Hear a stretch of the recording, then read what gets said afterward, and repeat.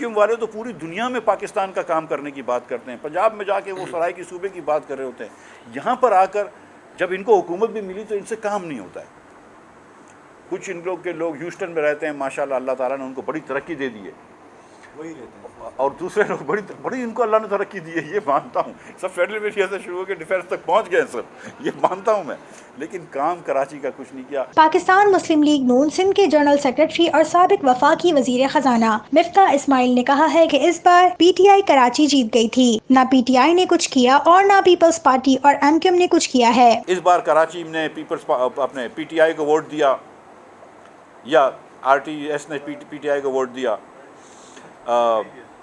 نہیں are T S نے تو دیا نا, پی ٹی آئی جیت کے آئی, انہوں نے بھی کراچی کا کچھ نہیں کیا, ایم کیو ایم نے بھی کراچی کا کچھ نہیں کیا ہے, اور پیپلز پارٹی نے بھی کراچی کا کچھ نہیں کیا ہے. یہ بات سچی ہے, اس میں کوئی جھوٹ بات نہیں. پیپلز پارٹی کمپلیٹلی اگنور کرتی ہے کراچی کو, نہ ادھر پیسے دیتی ہے, اور جو تھوڑے سے پیسے دیتے ہیں تو ایم کیو ایم جو ہے وہ ہر چیز سے بری جمع ہوتی ہے کہ ہم کچھ نہیں کر سکتے, ہمارے پاس تو کوئی اتھارٹی نہیں ہے.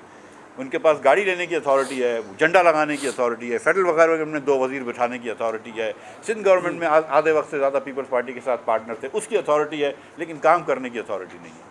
پیپلز پارٹی جو ہے وہ بات بڑی اچھی کرتی ہے, فیڈریشن گورنمنٹ میں جاتی ہے اور بولتی ہے نہیں فیڈریشن کے اندر بالکل جو ہے ڈی سینٹرلائز ہونا چاہیے, صوبوں کو حقوق ملنے چاہیے.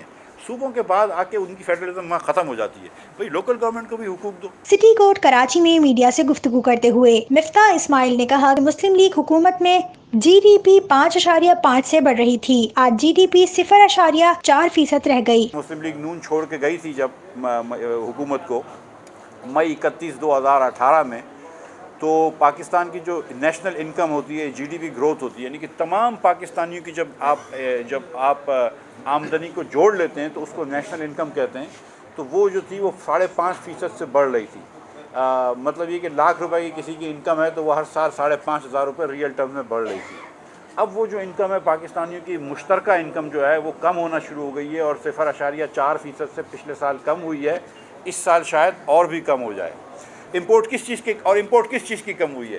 امپورٹ لگژری گڈس کی کم نہیں ہوئی ہے, امپورٹ کھانے پینے کی چیزوں کی کم نہیں ہوئی ہے, امپورٹ کم ہوئی ہے پلانٹ اینڈ مشینری کی, امپورٹ کم ہوئی ہے انڈسٹریل اکوپمنٹ کی. تو بیسکلی آپ یہ کہہ رہے ہیں کہ میں خرچہ بچا رہا ہوں اپنے بچے کی اسکول بند کر کے, اسکول سے آپ بچے کو اسکول سے نکال لیں, آپ کا خرچہ بچ جائے گا. یہ بات درست ہے, رائٹ؟ آپ کو جو بھی فیس دینی ہے 1,000-2,000 روپے آپ کی مہینے کی بچ جائے گی. آپ بڑے خوش ہو جائیں گے, یار دیکھو میں نے بچے کی اسکول سے نکال دیا, فیس بڑا کم کر دی, اور میں نے فیس کے پیسے بچا لیے.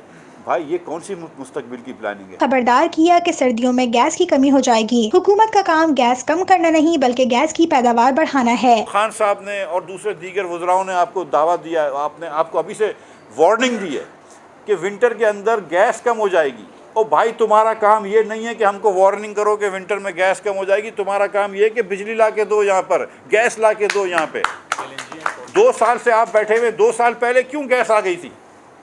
ہم نے مسلم لیگ نون نے 1200 ملین کیوبک فٹ گیس کے 2 ٹرمینل لگائے کراچی کے اندر, ایک پورٹ قاسم پہ, دونوں پورٹ قاسم پہ لگے, پرائیویٹ سیکٹر میں لگائے.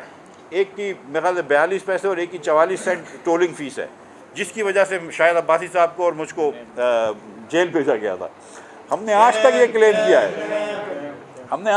کلیم کیا ہے کہ دنیا کے اندر, پوری دنیا میں ایک ٹرمینل ایسا نہیں لا سکتے جو ہم سے سستا ہو.